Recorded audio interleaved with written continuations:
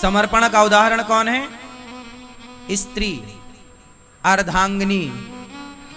कैसे? समर्पण किसे कहते हैं? समर्पण कहते हैं कि सामने वाले की खुशी में खुश रहना और दुख में दुखी रहना। एक पत्नी अपने पिता, माता, परिवार सबको छोड़ा एक पुरुष के लिए।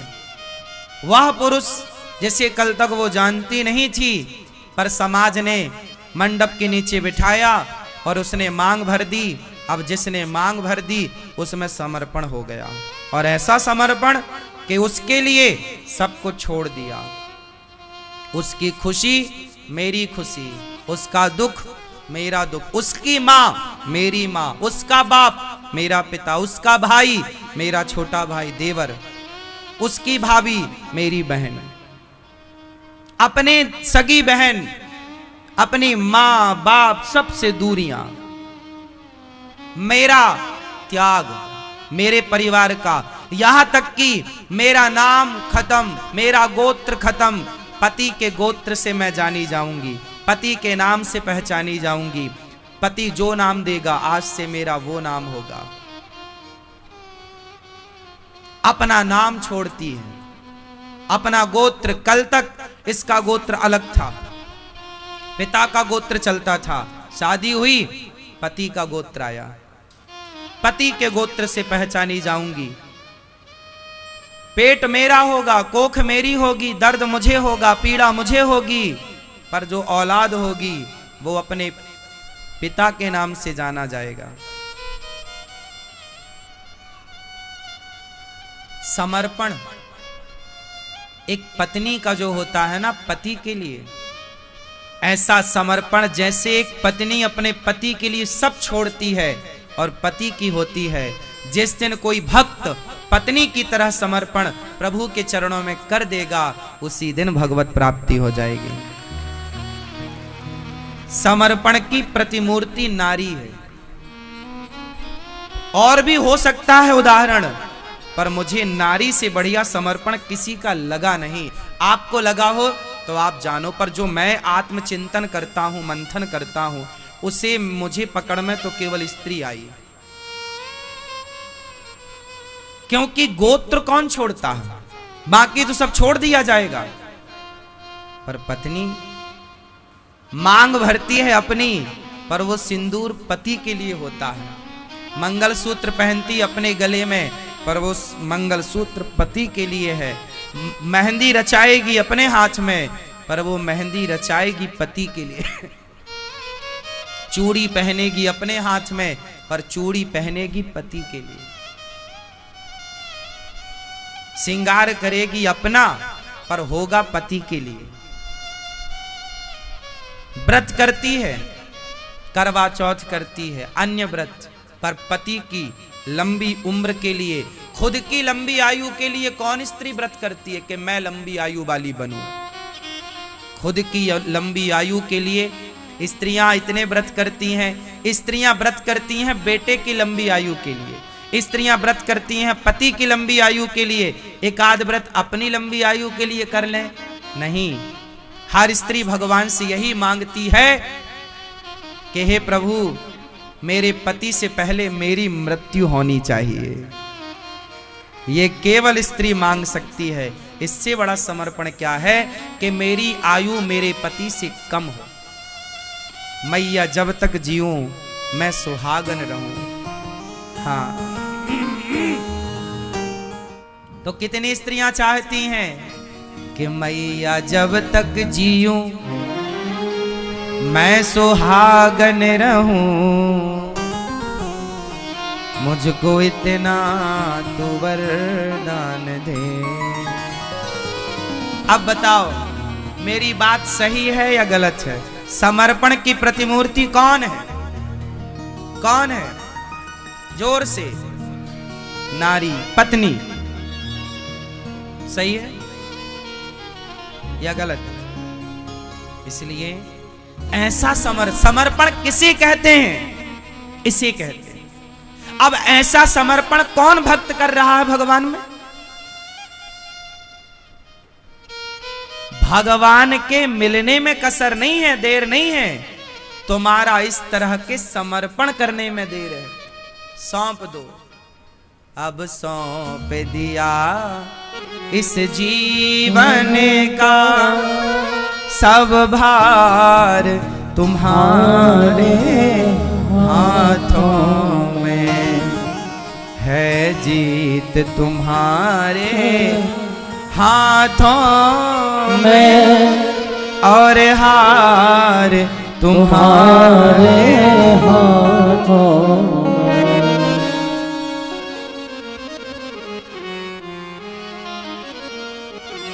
अब सौंप दिया इस जीवन का सब भार तुम्हारे हाथों में।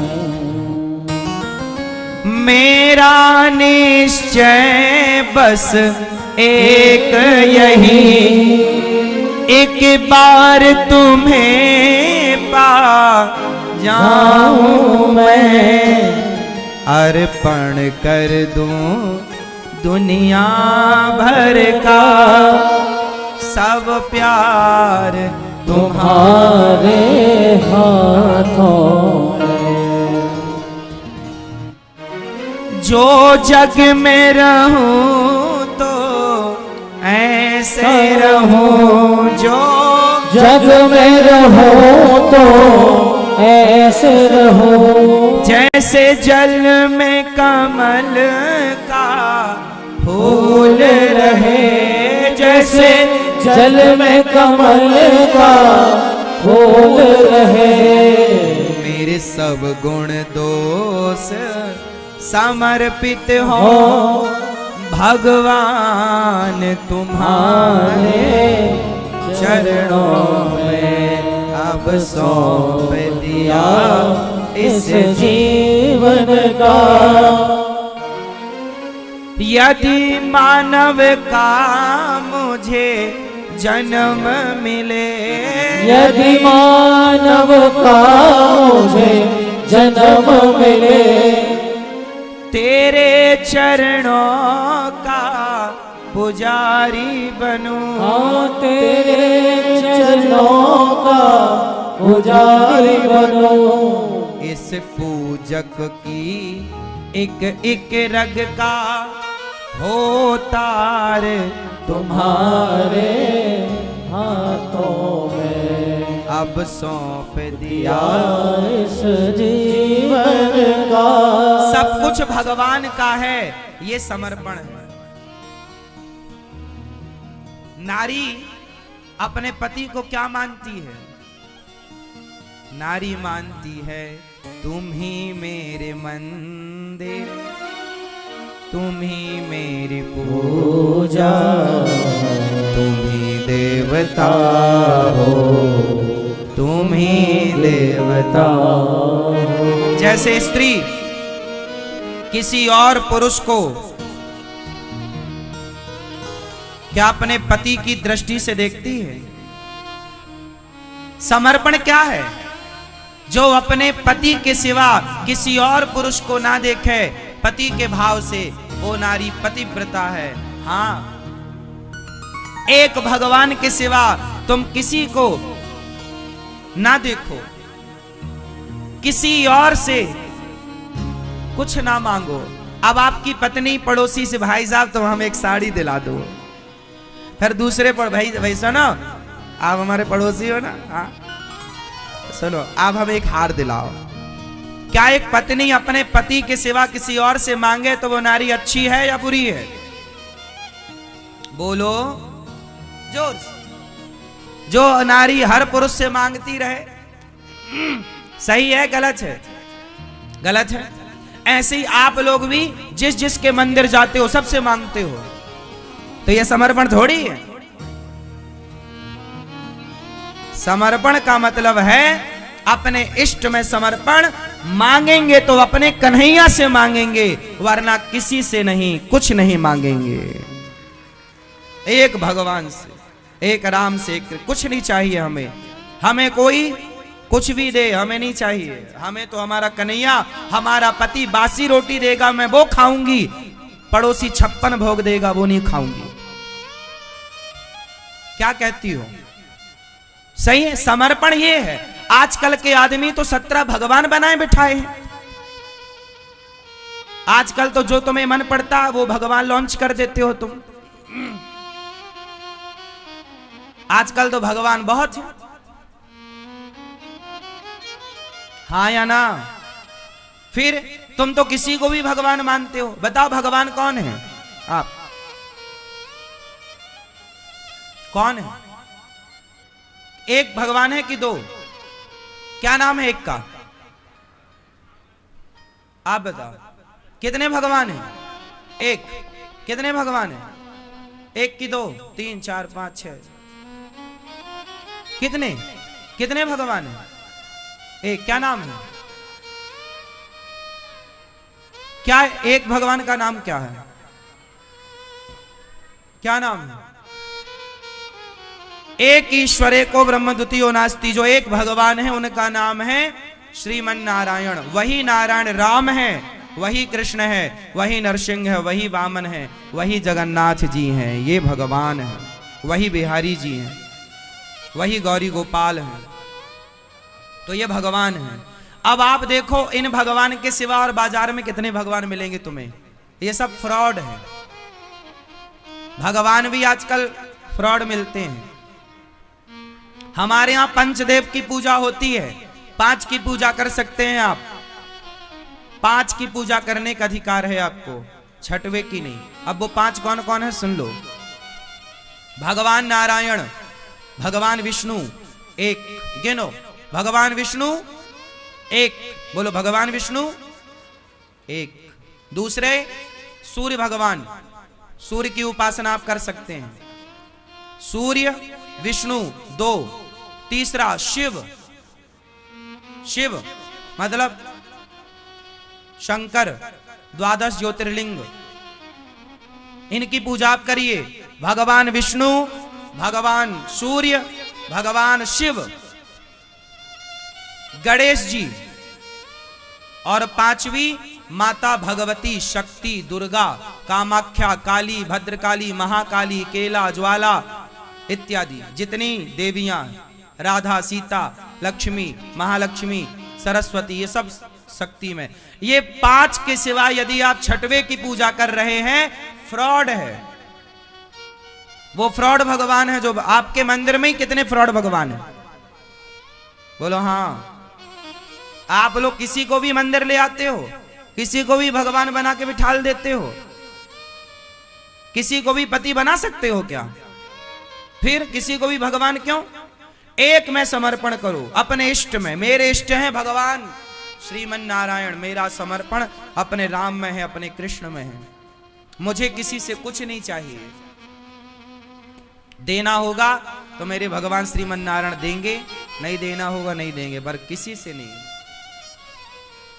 समर्पण मतलब समर्पण कैसा? पत्नी की तरह कि पति देगा बासी रोटी तो पति की ही खाएगी, पड़ोसी 56 भोग देगा नहीं खाएगी। क्या कहती हो? सही है कि गलत है? इष्ट समर्पण आपके इष्ट होने चाहिए। इष्ट हो, आपके इष्ट है ना? हाँ। इष्ट कौन देता है? कुल देवता तो कुल से चलते हैं, पर इष्ट हमेशा गुरु जी देते हैं। जैसे लड़की मांग भर ले, अपने छोटी लड़की 2 साल 4 साल 5 साल की बच्ची है ना, माँ को मांग भरते देखती है तो वो भी मांग भर लेती है। मैं भी माँ की तरह मांग भरूंगी, वो भी लिपस्टिक लगाएंगे, मांग भर लेंगे। माँ देखो मैंने भी तुम्हारी तरह मांग भरी। तो बताओ उनकी मांग भरना वो लीगल है? बच्ची छोटी सी गुड़िया मांग भर लेती है कई बार माँ को देखकर, तो वो सही है? नहीं, वो तो ऐसी है, खेल है, खिलौना है। जब तक पति ना मांग भरे तब तक मांग मान्य नहीं होती।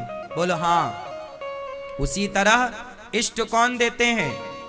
जैसे सिंदूर पति देता है, उसी तरह इष्ट गुरु देते हैं। गुरु जो मंत्र देंगे, जिनका मंत्र होगा वही आपके इष्ट होंगे। मंत्र नारायण का है तो इष्ट नारायण। मंत्र राम का है, इष्ट राम। मंत्र कृष्ण का है, इष्ट कृष्ण। कृष्ण, राम और विष्णु में अंतर नहीं है, तीनों एक तत्व हैं। मंत्र शिव का है तो इष्ट शिव है। जो इष्ट हैं अपने इष्ट में विश्वास रखिए, अपने इष्ट में समर्पण कीजिए। दूसरों की बुराई मत कीजिए कि आप विष्णु जी की बुराई करने लग जाएं, क्योंकि आपके इष्ट शिव जी हैं। हरि हरि ओ, शिव में, शंकर में, हर में और हरि में भेद नहीं है। जो शंकर में और नारायण में भेद मानते हैं वो मूर्ख हैं, अज्ञानी हैं। हरि हरि और न भेदा, हरि और हर में भेद। बोलो हरि, हरि और हर, इनमें भेद। सब तत्व एक, मूल 5 तत्व ये एक ही है, पर 5 रूपों में प्रकट इसलिए है कि तुम्हें जो रूप अच्छा लगे उसमें मन लगाओ। ये इसलिए एक को 5 भागों में डिवाइड किया गया है। मूल में एक, मूल नारायण तत्व है।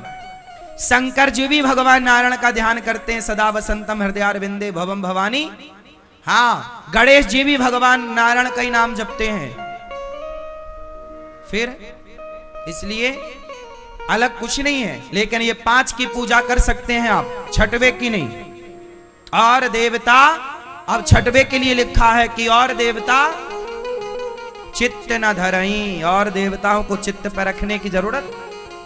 लेकिन तुम तो हर जगह जाओ, कहीं भी आजकल आप सबको भगवान मानते हैं। सबको क्यों? सबको, फिर आप सबको भगवान मानो, फिर कण कण में भगवान मानो, तब तो आप सही हैं। लेकिन सब भगवान, सब पति कैसे हो सकते हैं आपके? हर मर्द पति हो सकता है क्या? उत्तर दो। सब पति हो जाएंगे? सब भगवान हो जाएंगे? इसलिए भगवान कौन? जोर से, जोर से। भगवान कौन? एक भगवान श्रीमन्नारायण। भगवान किसे कहते हैं? चलो अब ये बताओ फटाफट। ये चश्मा वाले भैया, भगवान किसे कहते हैं? भगवान कौन सी परिभाषा ये तय करेगी कि ये भगवान है? भगवान किसे कहते हैं? परिभाषित करो भगवान को। हाँ, नारायण। नारायण को भगवान क्यों कहते हैं? क्यों है वो भगवान? हाँ, सृष्टि को रचने वाले तो ब्रह्मा हैं, पालन करने वाले विष्णु हैं, संहार करने वाले शिव हैं, और आप कह रहे हैं भगवान नारायण हैं। ये फंसने वाली बात है, इससे आपका कल्याण नहीं है। सटीक बात, भगवान किसे कहते हैं?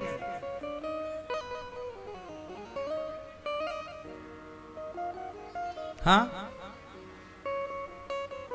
जो पहले सब जानता हो। बिनु पग चले सुनई, बिनु काना कर, बिनु कर्म करई विधि नाना, ये भगवान। ठीक है, ये तुलसीदास जी ने परिभाषा यही दी है। सुनो, अब हम बताएं, कान खोल के सुनना और सदा याद रखना। कोई आपसे पूछे भगवान किसे कहते हैं, अब कोई कहे कि ये भी भगवान वो भी भगवान, तो आप कैसे बताएंगे कि नहीं भगवान सब नहीं हो सकते, एक भगवान है? कैसे एक को आप सामने लाएंगे? तो सुनो, जिनके पांव लक्ष्मी जी दबाती हो, जिनके चरण लक्ष्मी जी दबाती हो, लक्ष्मी जी जिनके चरण दबाएंगी वो भगवान है। भगवान का नाम है लक्ष्मीपति।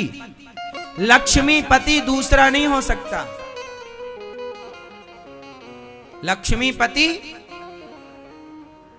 हाँ, आपने बताया सही था, पर उसे प्रमाण जब चाहिए तो कोई पूछे कि भगवान कौन, तो बोलना जिन भगवान का एक नाम है लक्ष्मी, जोर से, जिनके चरण लक्ष्मी जी दबाएं वो भगवान है। लक्ष्मी जी किसी और के पांव नहीं दबाती। दबाया देखा कहीं आपने? सुना? इसलिए जो लक्ष्मी के पति हैं वो भगवान, और वही है राम। सीता लक्ष्मी और नारायण राम, राधा लक्ष्मी, कृष्ण नारायण। तो नारायण और लक्ष्मी ये भगवान है। कंफ्यूजन खत्म। भगवान ऐश्वर्यस्य समग्रस्य धर्मस्य यशसा श्री ज्ञान वैराग्य और चैव षड्नाम भगितीर्णा। ये 6 गुण 6 लक्षण जिनमें हो वो भी भगवान हैं। पर ये परिभाषाएं विद्वानों के लिए हैं, आप सब सामान्य जनमानस के लिए बस इतना जानो जो लक्ष्मीपति हैं।